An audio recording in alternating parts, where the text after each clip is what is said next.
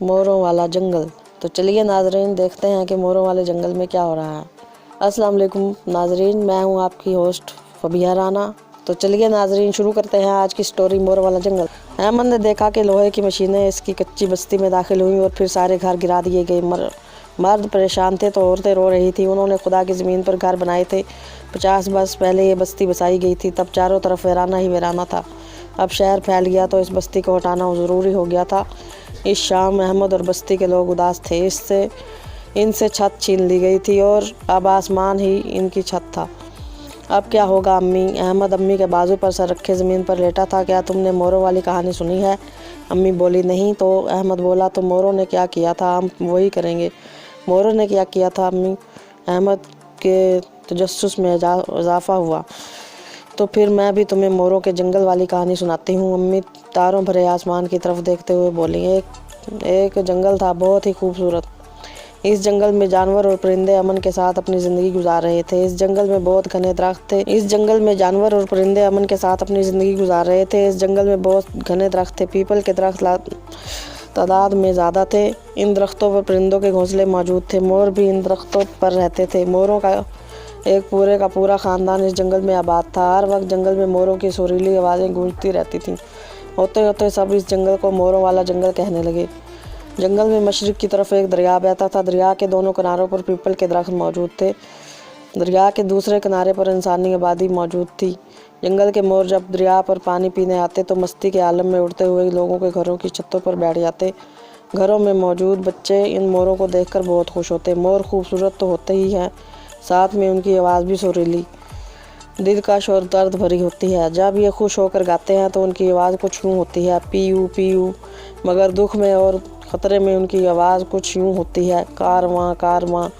इस जंगल में मोरों को पकड़ने के लिए दूर दूर से शिकारी आते थे और मोरों को पकड़ कर ले जाते थे।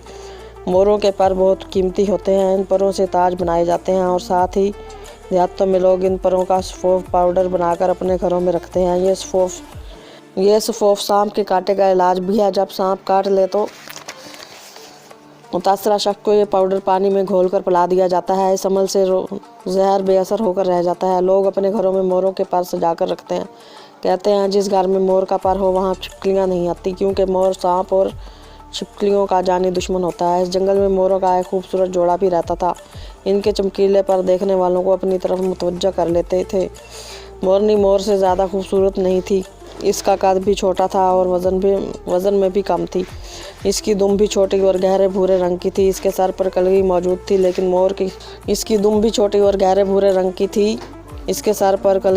थी, लेकिन मोर के सर की कलगी ज़्यादा खूबसूरत थी। जंगल में आने वाले हर शिकारी के बस एक ही ख्वाहिश होती थी कि काश मोरों का ये जोड़ा मेरे जाल में फंस जाए। एक रोज़ सुबह के वक्त एक शिकारी ने जंगल में जाल लगाया। ये शिकारी मकामी था और वो इस जोड़े को पकड़ने के लिए आया था। बदकिस्मती से मादा मोर शिकारी के जाल में फंस गई, मगर शिकारी की नज़र तो नर मोर पर थी, जो ज़्यादा खूबसूरत और सेहतमंद था। नर मोर की बेचैनी का आलम देखने वाला था। वो कभी जाल की तरफ आता और कभी दरिया की तरफ उड़ जाता। फिर जैसे मोर ने फैसला कर लिया हो, उसने खुद को शिकारी के हवाले कर दिया। दोनों मोरों को अपने जाल में फंसा देखकर शिकारी बहुत खुश था, लेकिन जाल में फंसा कैदी मोरों का जोड़ा और उसके ख़ानदान के दूसरे मोर बहुत उदास और दुखी थे। इस रोज़ जंगल में कारवां कारवां की दर्द भरी आवाज़ें गूंजती रहीं, मगर शिकारी के दिल पर इनकी आवाज़ों का कोई असर नहीं हुआ। शिकारी ने मोरों का ये खूबसूरत जोड़ा इसी इलाके के एक अमीर आदमी को फ़रोख्त कर दिया। इस अमीर आदमी का घर दरिया के किनारे था। अब मोरों के इस बदकिस्मत जोड़े के पर काट दिए गए और उन्हें घर के छोटे से बागीचे में छोड़ दिया गया। मोरों का ये जोड़ा अब उदास रहने लगा था। इन्हें कुछ भी तो अच्छा नहीं लगता था।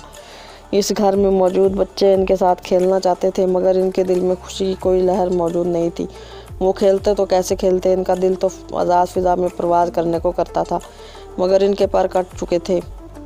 अब वो चल सकते थे, उड़ नहीं सकते थे। फिर कितने ही बरस गुजर गए। मोरों के इस जोड़े ने आज़ाद होने का ख्वाब देखना बंद कर दिया। शहर में रहते हुए वो अक्सर आज़ाद मोरों को परवाज़ भरते देखते थे। इनका दिल चाहता वो दरिया का ठंडा पानी पिए, मगर वो मजबूर थे। इन्हें बागीचे के एक कोने में पड़े बड़े से प्याले से गर्म पानी ही पीना पड़ता है। एक रोज़ शाम के वक्त मौसम बहुत अच्छा था। ठंडी हवा चल रही थी। बगीचे में मौजूद उन कैदी मोरों ने देखा आसमान पर बहुत से परिंदे उड़ते हुए दरिया की तरफ चले जा रहे हैं। मोरों के नए पर आ चुके थे, मगर वो उड़ना भूल चुके थे। अब जोश आया तो नर मोर ने उड़ारी मारी। पहली कोशिश में ही वो उड़ता हुआ आम के दरख्त पर जा बैठा। उसे देखकर मादा मोर ने भी कोशिश की।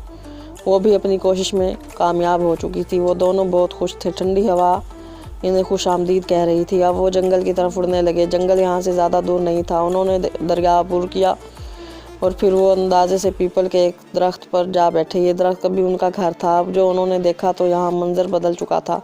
अब यहाँ जंगल नहीं, एक इंसानी बस्ती नज़र आ रही थी। दूर तक कोठियाँ और कच्चे मकानात नज़र आ रहे थे, मगर अपना जंगल नज़र नहीं आ रहा था। वो सोचने लगे कहीं वो रास्ता तो नहीं भूल गए। अचानक उनके ख़ानदान से ताल्लुक़ रखने वाला एक मोर उनके करीब आकर बैठ गया और बोला, तुम दोनों ने आते आते बहुत देर कर दी। पहले ये बताओ यहाँ क्या हुआ? हमारा जंगल कहाँ है? क्या हम रास्ता तो नहीं भूल गए? नर मोर परेशानी से बोला, तुम दोनों रास्ता नहीं भूले। दरअसल इंसानों ने जंगल में मौजूद दरख्त काट कर अपने रहने के लिए घर बना लिए हैं।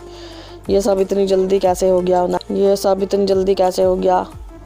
मादा मोर ने पूछा। वो बड़ी लोहे की मशीनें अपने साथ लेकर आए थे। उन्होंने सारे दरख्त काट दिए, मोरों को गुलाम बना लिया। दूसरों के घर बर्बाद करके अपना घर बनाना कहाँ का इंसाफ है? नर मोर की आंखों में आंसू आ गए। अब हमें हमारा जंगल कहाँ मिलेगा? मादा नर रोने लगी। ये इंसान भूल चुका है कि दरख्त हमारे साथ साथ इनकी ज़िंदगी की बका के लिए भी ज़रूरी है। वो तीनों उदास और परेशान थे। अब हम क्या करें? मादा मोर बोली। कुछ देर पहले मिलने वाली आज़ादी की खुशी अब गम में बदल चुकी थी। अचानक तीसरे मोर को जैसे कोई बात याद आ गई। वो खुश होते हुए बोला, आओ मेरे साथ। मैंने पीपल की टाली और दूसरे दरख्तों के बीज संभाल कर रखे हुए हैं। हम इन बीजों की मदद से अपने और दूसरे परिंदों के रहने के लिए नया जंगल उगाएंगे। फिर वो तीनों मोर दरख्तों के बीज अपने साथ लिए किसी वीरान जगह की तलाश में रवाना हो गए। एक नया जंगल उगाने के लिए अम्मी ने अहमद की तरफ देखा। वो मासूम कहानी सुनते सुनते सो गया था। अम्मी ने उसे पेशानी पर बोसा दिया। हम नई बस्ती बसाएंगे मेरे बच्चे, नई बस्ती। फिर अम्मी ने भी अपनी आंखें मूंद लीं। सुबह उन्हें यहाँ से रवाना होना था। खत्म शुद्ध। तो अगर आपको ये वीडियो थोड़ी सी भी पसंद आई है तो इस वीडियो को शेयर ज़रूर करें। अगर आप इसी तरह की मज़ीद अच्छी वीडियोस देखना चाहते हैं तो हमारे चैनल को सब्सक्राइब करें, लाइक करें, शेयर करें, कमेंट करें। Keep watching Shahzadi voice. अस्सलामु अलैकुम। पाकिस्तान जिंदाबाद।